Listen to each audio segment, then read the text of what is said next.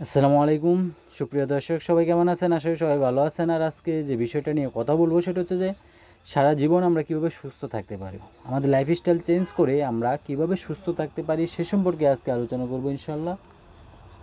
তো সুস্থতা আল্লাহ তাআলার অশেষ একটা নিয়ামত। যারা অসুস্থ হই আমরা তারা বুঝি যে আসলে সুস্থতা কতটা গুরুত্বপূর্ণ। আমরা যদি হসপিটালে যাই তাহলে দেখি যে আসলে যখন রুগীরা বিছনায় কাতরায় তখন বুঝি যে আসলে সুস্থ আল্লাহ তাআলার কত বড় একটা নিয়ামত। কিন্তু আল্লাহ তাআলা কি আমাদেরকে ইচ্ছাকৃতভাবে সবসময় কি অসুস্থতার মধ্যে রাখতে চান? কখনো না। আমরা আমাদের কৃত কর্মের ফলেই কিন্তু অসুস্থ হই। আজকে আমি অসুস্থ হওয়ার অন্যতম কারণ হচ্ছে অতীতে আমার লাইফস্টাইল বা আমার খাদ্যাভ্যাস, আমার চলাফেরা, এই সব কিছুর এই অসুস্থতার জন্য কিন্তু দায়ী। আজকে আমি কিভাবে চলতেছি তার উপর নির্ভর করব আমি আগামীকাল বা আমার ভবিষ্যতে আমি কতটুকু সুস্থ থাকব।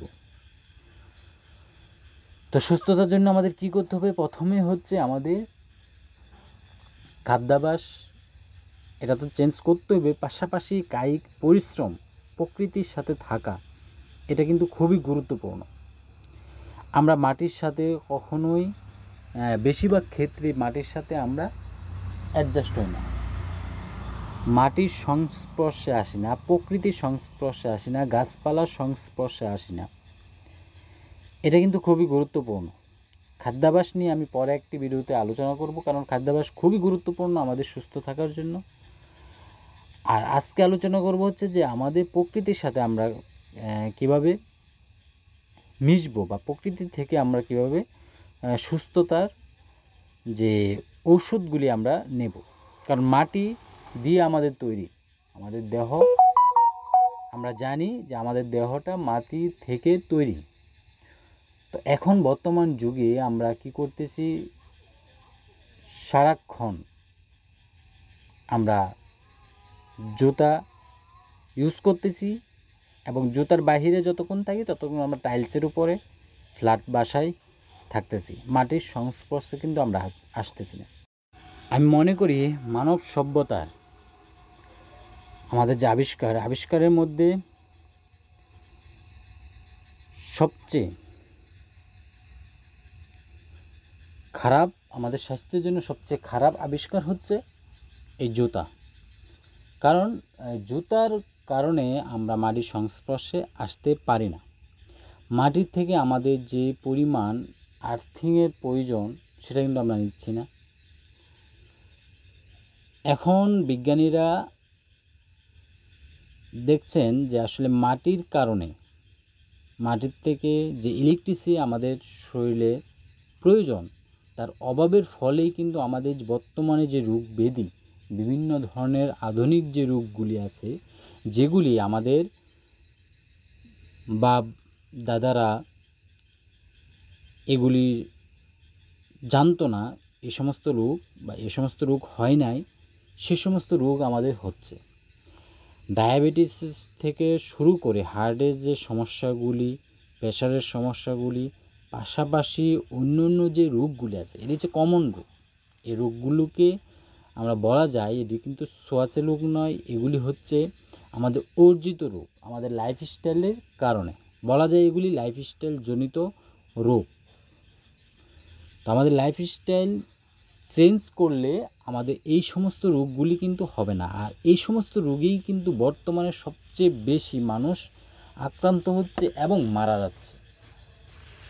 কারণ বর্তমানে যদি রিসার্চগুলি দেখা যায় যে ডায়াবেটিসের রিসার্চগুলি এবং হৃদরোগের রিসার্চগুলি দেখা যায়, প্রতি 5 জনে একজন হৃদরোগের ঝুঁকিতে আছে। তো আসলে কী পরিমাণ হৃদরোগী আছে বা আমাদের হার্টের সমস্যা নিয়ে যারা আছে, হয়তো আমাদের এখন হার্টের প্রবলেমগুলি হচ্ছে না, ভবিষ্যতে একটা সময় যখন বয়স হয়ে যায় তখন এটা যখন দুর্বল হয়ে যায় তখন কিন্তু আক্রমণ করে।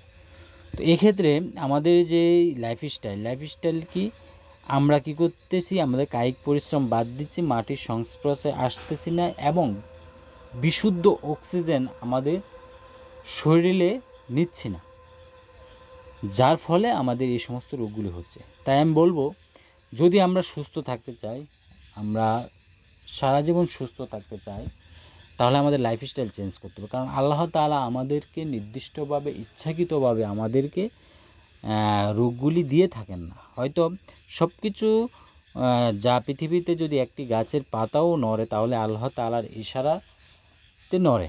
এখনও যদি আমরা মনে করি যে আসলে আমাদের রোগ হয়েছে, এটা আল্লাহ তাআলা চাইছেন তো হচ্ছে, এরকম না।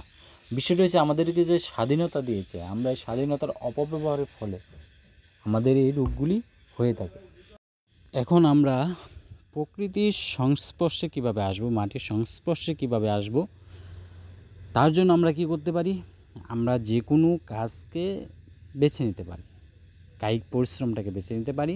আর কায়িক পরিশ্রমের জন্য যদি আমাদের কোনো উপায় না থাকে, তাহলে আমরা অবশ্যই জিমে এক্সারসাইজ করব এবং কিছুক্ষণ আমরা গাছের কাছে গিয়ে, যেখানে ঝোপ ঝাপালো গাছ আছে, ওইখানে গিয়ে আমরা মেডিটেশন করব। তাহলে আমার প্রকৃতি থেকে বিশুদ্ধ অক্সিজেন আমি নিতে পারবো, ফলে আমার কোষগুলি সুস্থ থাকবে। আর মাটির সংস্পর্শে আসার চেষ্টা করব খালি পায়ে, এবং সম্পূর্ণ মাটিতে খালি পায়ে যদি আমি ফ্লোরে হাঁটি, তাহলে কিন্তু আমি মাটির সংস্পর্শে আসতে পারলাম না। অনেকে হয়তো খালি পায়ে ফ্লোরে হাঁটতেছেন, তাতে কিন্তু কোনো লাভ হবে না। তো খালি পায়ে চেষ্টা করতে হবে আমাদের সম্পূর্ণ মাটিতে হাঁটার জন্য কিছুক্ষণ, কয়েক দিনে অন্ততপক্ষে 1 থেকে 1.5 ঘন্টা বা অন্ততপক্ষে 30 মিনিট হলেও যেন আমরা হাঁটতে পারি, সে চেষ্টা করতে হবে। তো সেক্ষেত্রে গ্রামের কিন্তু এটা সহজ, কিন্তু যারা শহরে থাকি তারা কি করব? তারা আশেপাশে কোথাও যদি পার্ক থাকে বা অন্য কোনো জায়গা থাকে যেখানে মাটি পাওয়া যায়, সেখানে একটু হাঁটার চেষ্টা করব। এবং এই কায়িক পরিশ্রমের জন্য যারা শহরে থাকি তারা কি করব? আমরা চেষ্টা করব জিমে যাওয়ার জন্য। যারা জিমে যেতে পারি না বা কোনো কিছু করতে পারি না, তারা অন্ততপক্ষে বাগান করার চেষ্টা করব। এটা অন্যতম একটা উপায়। আধুনিক যারা মানুষগুলি আছেন, যারা গ্রামে কায়িক পরিশ্রম করেন না, জমিতে ফসল চাষ করেন না বা অন্য কোনো কাজ করেন না, তাদেরকে আমি উপদেশ দেব যে আপনারা বাগান করেন। তাহলে আপনি একসাথে কিন্তু 2টি জিনিস পাচ্ছেন। সেটা হচ্ছে বাগান করার জন্য আপনাকে অবশ্যই মাটি ব্যবহার করতে হবে, কারণ একটা গাছ যদি আপনি রোপণ করতে চান তাহলে আপনার মাটি প্রয়োজন, এবং মাটিতে আপনি হাত দিবেন। এই মাটির সংস্পর্শে আসার ফলে আপনার কি হবে? আপনি মাটির সংস্পর্শে আসার ফলে কিন্তু আপনার অনেক রোগ থেকে আপনি ভবিষ্যতে বেঁচে যাবেন। তাহলে আপনার কি করতে হবে? মাটি দিয়ে আপনি যখন গাছ রোপণ করবেন, আপনার বাগানটা পরিচর্যা করবেন, তাহলে আপনি গাছে হাত দিচ্ছেন, এবং এই পরিচর্যার ফলে আপনি এই বিশুদ্ধ অক্সিজেন কিন্তু আপনি এখান থেকে কিছুটা হলেও পাচ্ছেন। তাহলে বাগান কিন্তু একটা সহজ, আমাদের সুস্থ থাকার জন্য বাগান পরিচর্যা করা, বাগানে কাজ করা এবং আমাদের এই মাটির সংস্পর্শে আসা, এটা আসলে নাই মামা থেকে কানা মামা যেরকম ভালো, এরকম একটা উপায়। আমরা কোনো কায়িক পরিশ্রম করতেছি না, তাহলে আমরা একটা বাগান করি। বাগান থেকে কিন্তু আমি কিছুটা মাটির সংস্পর্শে আসতে পারতেছি এবং গাছের সংস্পর্শে আসতে বিভিন্ন গাছ আমি হাত দিচ্ছি। এর ফলে আমার কি হচ্ছে? প্রকৃতির সাথে কিছুক্ষণ থাকা হচ্ছে এবং এর থেকে আমি বিশুদ্ধ অক্সিজেনও কিছু পাচ্ছি। এভাবে কিন্তু আমি কিছুটা হলেও সুস্থ থাকতে পারি। আর যারা গ্রামে আছি তারা তো অবশ্যই আমরা চেষ্টা করব, কায়িক পরিশ্রম করব, কৃষিকাজগুলিকে আমরা গুরুত্ব দিব। আমরা কৃষিকাজকে কখনোই ছোট মনে করব না। অনেকে আছেন কৃষিকাজকে ছোট মনে করেন এবং এটাকে করতে চান না, এটা লোক দিয়ে করান অথবা এটা আমরা অবহেলা করি। কিন্তু আসলে এই কৃষিকাজের মাধ্যমেই আমাদের যারা পূর্বপুরুষ ছিল, যারা বা আমাদের বাবা দাদা যারা ছিল, তারা কিন্তু এই কৃষিকাজের মাধ্যমেই কিন্তু সুস্থ ছিল। তারা সবসময় কৃষিকাজ করতো এবং পেট ভরে ভাত খেত, কোনো সমস্যা হচ্ছে না। আর এখন কোনো কাজ করতেছি না, আমরা ভাত খাচ্ছি, আমাদের ডায়াবেটিস হচ্ছে, আমরা হৃদরোগে আক্রান্ত হচ্ছি, বিভিন্ন খাবার খাচ্ছি, আমাদের কায়িক পরিশ্রম হচ্ছে না, আমাদের এগুলি হজম হচ্ছে না, যার ফলে কি হচ্ছে? আমরা কিন্তু অসুস্থ হচ্ছি এবং বিভিন্ন রোগ কিন্তু আমরা আমাদের শরীরে নিচ্ছি। তো এর থেকে বাঁচার জন্য আজীবন সুস্থ থাকতে হলে আমাদের কী করতে হবে? কায়িক পরিশ্রম, প্রকৃতির সাথে থাকা, মাটির সংস্পর্শে আসা, পাশাপাশি খাবারের আলাদা একটা সাবজেক্ট, সেটা আমি খাবার খাবার একটা বিস্তর ভিডিও নিয়ে আসতে হবে, কারণ খাবার খুবই গুরুত্বপূর্ণ। খাবার এবং এর পাশাপাশি ঘুম এটাও কিন্তু খুবই গুরুত্বপূর্ণ। তো আমি কায়িক পরিশ্রমটাকে কিন্তু গুরুত্ব দিচ্ছি এই কারণে যে আমি খাবারটা খাচ্ছি এটা কিন্তু বার্ন হচ্ছে না। আমি চাইলে ইচ্ছা করলে আমরা আগের যুগে চলে যেতে পারবো না।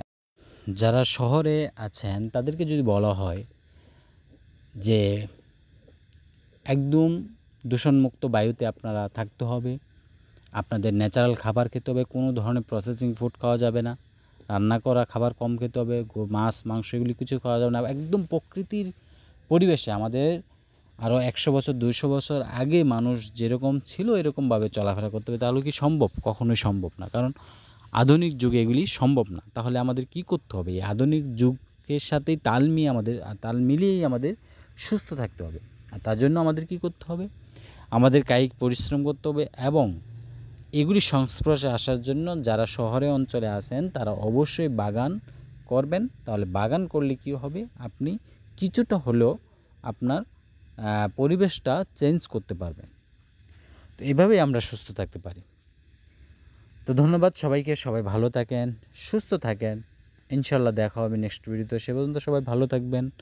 আল্লাহ হাফেজ।